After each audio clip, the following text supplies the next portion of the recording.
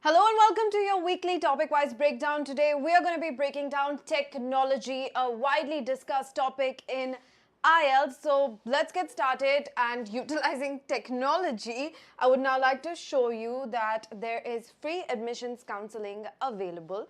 All right, you can find a form that looks like this in the description. If you haven't made use of it yet, if you haven't filled it out, then what are you waiting for? This is absolutely integral. It's very hard to go through the entire admissions process without expert guidance, and expert guidance usually comes with a big paycheck. Here you're getting all of that for free, so don't lose out on this opportunity. Make sure that you are signing up. Now, getting started with the topic at hand, as usual, we will start with our writing topics first. And here are some prompts that you can expect to see in the IELTS. Some people think that modern technology is making people more social, while others believe it is making them less social. Discuss both views and give your opinion. All right, so at one end, we have more social, that is globalization, connected world, talking to people from all over the place, no issues with, getting that connection. If you've spoken to someone who used to talk to people abroad back in the day, then just calling them was extremely expensive. That's not an issue anymore because of the internet. And smartphones can also enable you to see each other, so that sort of gives the idea that people are more social now. But upon doing more research, people have found that that's not the kind of social interaction that humans are primarily designed for. And all of this virtual interaction is actually taking away from actual social interaction which is needed. So both of these views are discussed, they are debated. You can find a lot of material regarding this online. There are people for and against both sides of the argument. What you need to do here is discuss both views, that is, give evidence, support both views, and then talk about which you lean towards. So your opinion here, now you need to understand, is different from hard facts. Hard facts might suggest that, statistically speaking, this has happened, that had happened. Now, no one's expecting you to know these statistics. No one's expecting you to cite these studies. You can simply give your opinion based on your personal anecdotes, your observations, how you feel, all right? Next one, the use of technology is increasing in the classroom. Do the advantages outweigh the disadvantages? Now here, an interesting actionable, do the advantages outweigh the disadvantages? Yes, no, maybe, or yet to see, or too early to say. These are the three possible responses you can give here. Now, if you were to discuss some of the advantages of incorporating technology into the classroom, more intuitive, 3D models help children imagine exactly what, different organs of the body are in biology, for example. Technology, audio, visual media really enhances the learning by teaching the concept in a more, visual manner.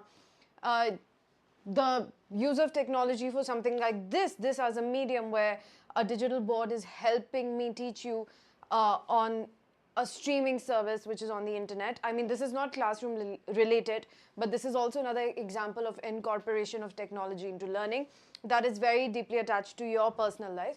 So here in classrooms, yes, you have, it started out with, projector screens. From blackboards, we went to whiteboards, we went to projector screens. From there, we are now using these digital boards in classrooms as well. So how has all of that aided education, enhanced learning? So you can talk about the advantages. Disadvantages could be added screen time, children losing the ability to read long texts, losing focus, attention, yada, yada, yada. So you can discuss both and say whether the advantages outweigh the disadvantages. Me personally, I would say that definitely the advantages do outweigh the disadvantages, and the disadvantages can be easily countered by balancing how much time is spent on, let's say, a screen versus reading. So even reading needs to be supported, it needs to be encouraged, it needs to be taught. It is a skill that needs to be taught. And yeah, the advantages definitely outweigh the disadvantages. There are many concepts in mathematics specifically that I never understood as a child, because when it was explained on a blackboard 2D and we were just asked to memorize it, it didn't make sense to me. But seeing it in 3D, things being broken apart and coming together, that really made sense to me.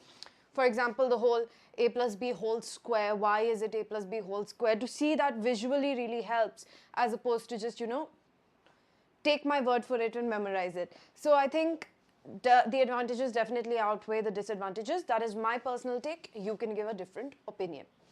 Nowadays, many people use social media to stay connected. Do you think the benefits of social media outweigh the drawbacks?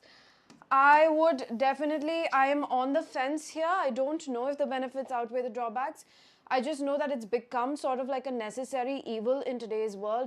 Believe it or not, I've stayed away from social media for as long as I could. And it was only after coming into this profession, a profession that is thought to be the farthest away from all of these shenanigans, teaching. It was when I came into this profession where I was sort of forced into having a social media presence. So you never know where the world takes you.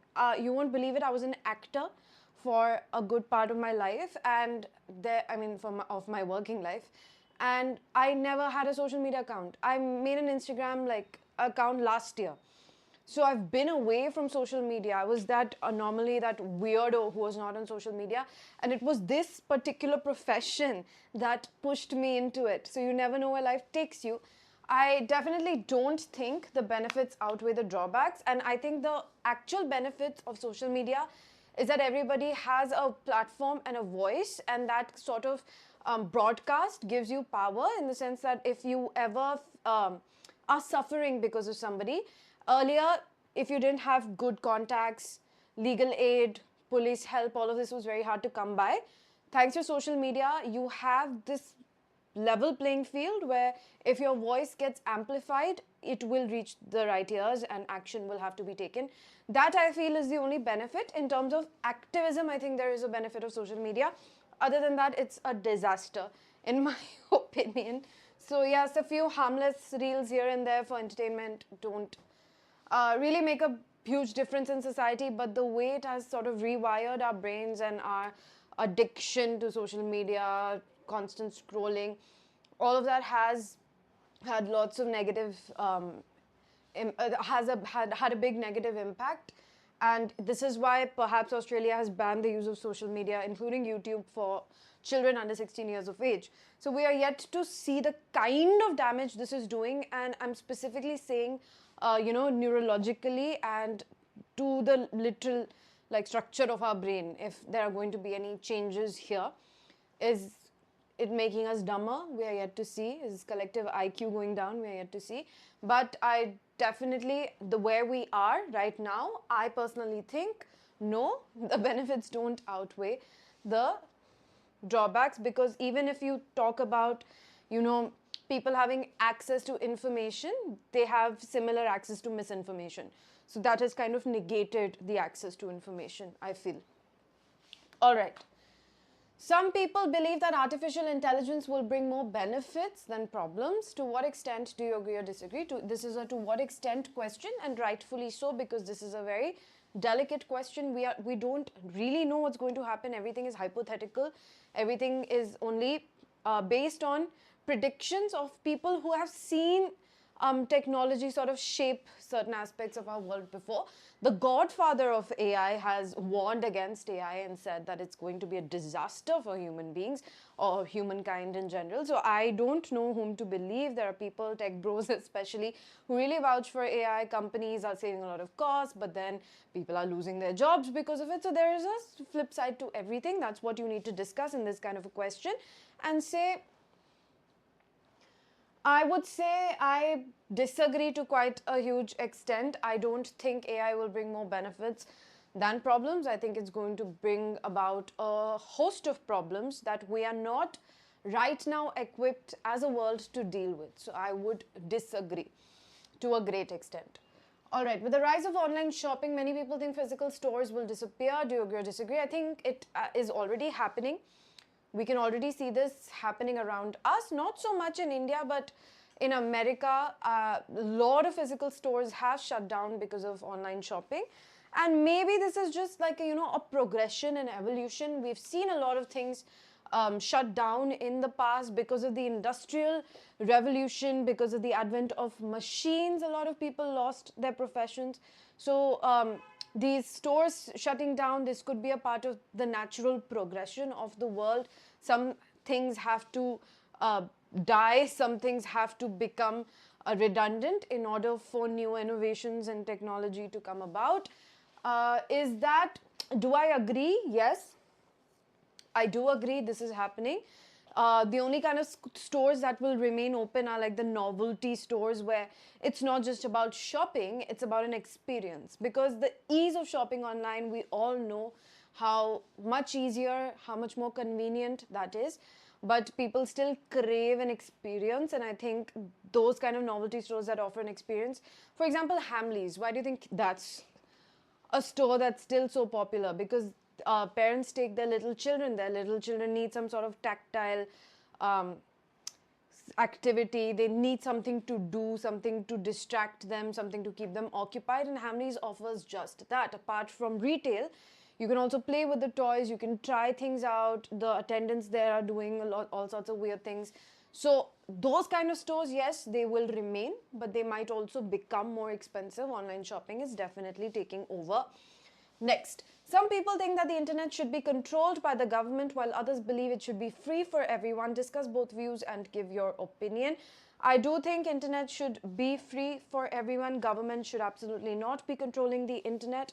Having said that, are there ethical considerations here? Yes. If freeing up the internet means there is illegal, harmful, criminal content being circulated online, that needs to be cracked down. So we need to draw some boundaries, but not at the cost of our data being sold to these big corporations or governments.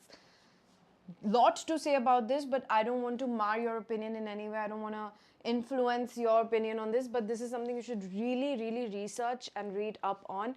I think it's super interesting. Next, advances in technology have made it easier for people to work from home. Do you think this is a positive or negative development? So yes, advances in technology have made it easier. I think this is a positive development.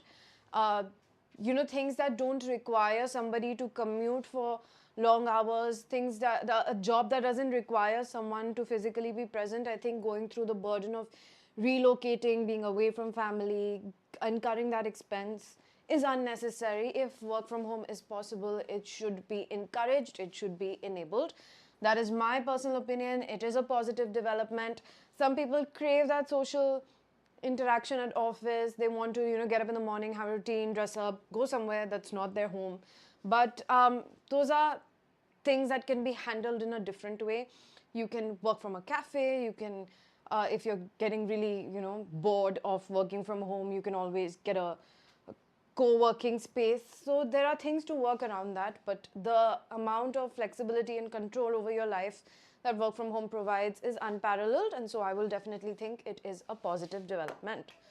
Okay, now that we're done with the writing task, let's move on to the speaking part. Now in speaking part 1, in all of the speaking parts, technology related questions can be asked, and you can see a variety of them, and these questions also you can see them being asked in a different way. So like a paraphrase of these questions can be expected. Do you often use technology in your daily life? What kind of apps do you use the most? Do you prefer online shopping, shopping in stores? How has technology changed the way you study or work? Do you think you could live without your smartphone for a week? So sometimes here you will also see that overlap that I was talking about with technology. You can see an overlap of, shopping habits, lifestyle related questions with technology, health with technology, studying with education with technology, crime with technology. So technology can pretty much have an overlap with any given topic, right? So expect it to make a special appearance in all of the other topics, and it can be a topic all by itself. Technology, the way it has penetrated our lives and it just spread across our lives, it's also spread across all your questions. So expect to see it in some form or the other. All of those questions were quite easy to answer. Now here, speaking part 2, describe a piece of technology you find useful. Talk about a website or app that you use regularly. Describe a time when technology caused a problem for you. Interesting. Talk about a new technology you would like to try. Describe a way technology has changed communication. So the rest of the questions quite straightforward, easy to answer. This one I find particularly interesting, when it created a problem for you. Has there ever been a time where technology created a problem for you? We say this a lot. The first thing that comes to mind when I say a question like this is that scene in movies where, you're hiding from like a murderer or a thief, and you're like hidden in a closet or something, and suddenly your phone rings, and that's how they're able to tell that you're hiding there. So that's the first thing that popped into my mind. So interesting question. You will have to think a little bit to come up with what to say if this hasn't happened to you. If it has happened to you, then you can easily talk about a time when that happened, and I would love to know if technology has created a problem. And it could be something as simple as distracting you during exam time. You just hooked on Instagram, can't stop scrolling, exam time, but you just dopamine hit one after the other, can't get out of that loop.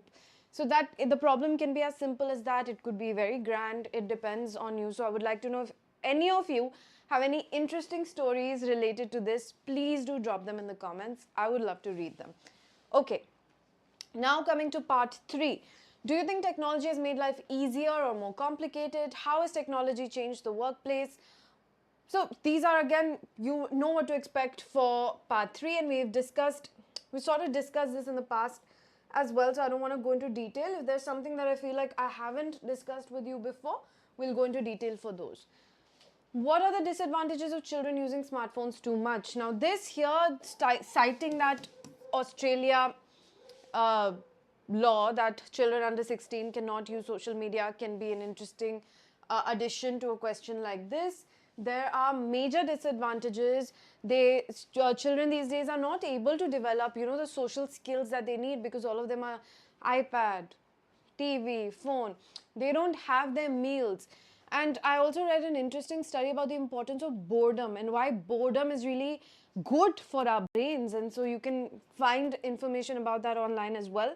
So there are many different routes you can take to answer this question, but we all know there are major disadvantages of getting little children hooked to tech. Okay, do you think robots will replace humans in most jobs? Yes, they have, to a great extent, right? So I think when it comes to very basic household chores, we still employ people in countries like India or the third world countries. The first world has completely moved on to robots for this. So they have a vacuum cleaner that is AI enabled, that is smart, that can sort of assess where there's dirt and clean it, and it just moves around throughout the day. You might have seen those funny videos of cats sitting on it, like that circular vacuum cleaner thing. So that's already taken over. Dishwashers were always a thing in the past. They're just going to get better at what they do. So that's already happening. We can see it in the world around us. Speaking of actual jobs, now yes, AI enabled robots can code. AI can already code, but you still need a person to prompt. Soon you can replace that with a robot as well. There's some hotel in Singapore, I think. Singapore? Is it Hong Kong? Is it Taiwan? My bad. But there is a hotel somewhere where, it could be South Korea. I'm sorry, it's South Korea. So it's completely run by robots. So as soon as you enter, you're greeted by a robot.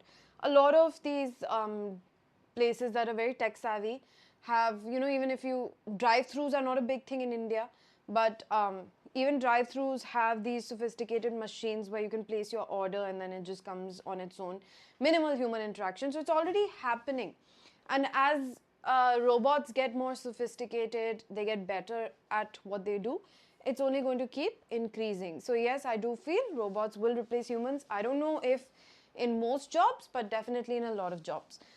Should governments regulate social media platforms more strictly? No, I am not pro strict government regulation, but like I said, there are some boundaries that we have to draw as society. So when it comes to things that are illegal, especially I'm talking about crime related, filming people without their consent in those kind of situations and posting those online, and compromised photos, videos, personal data, So all of this, we need to draw the line somewhere. We definitely need to protect children on social media. So there needs to be a good crackdown when it comes to sharing sensitive information about children. But other than that, I don't think free speech should be targeted. Even if it's scathing for, governments in power, I don't think it should be taken down. I don't think you can take criminal action against it. So yeah, we need to know where we are drawing that line.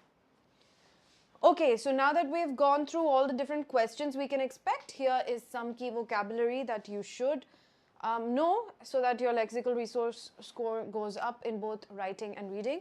When it comes to general technology, cutting edge, digital transformation, user-friendly, breakthrough innovation, widespread use. These are all collocations or phrases that are very common, and you should know what they mean and how to use them. The meaning is given to you, so please screenshot it and write it down in the journal that I'm asking you to maintain for your vocabulary buckets.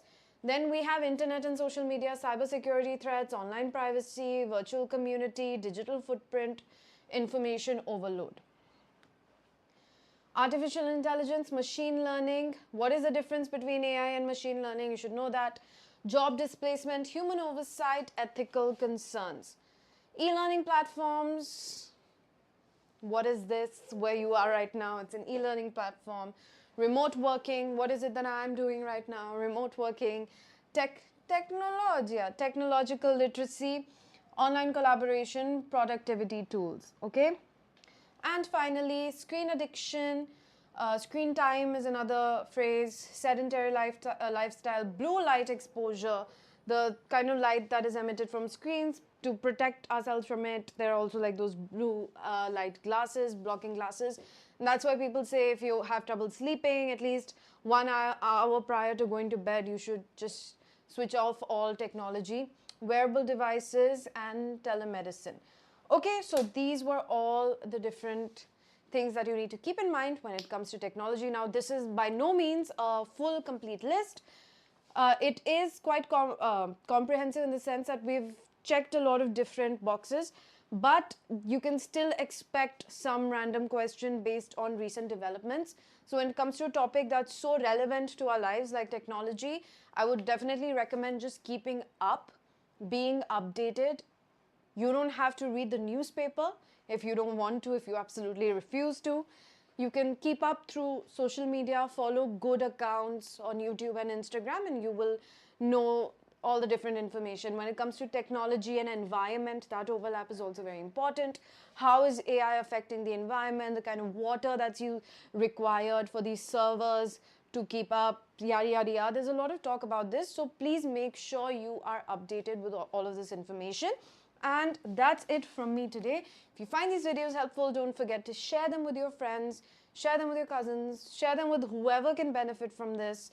Like the videos, leave your comments, engage with us, and if you haven't subscribed, then why are you even here?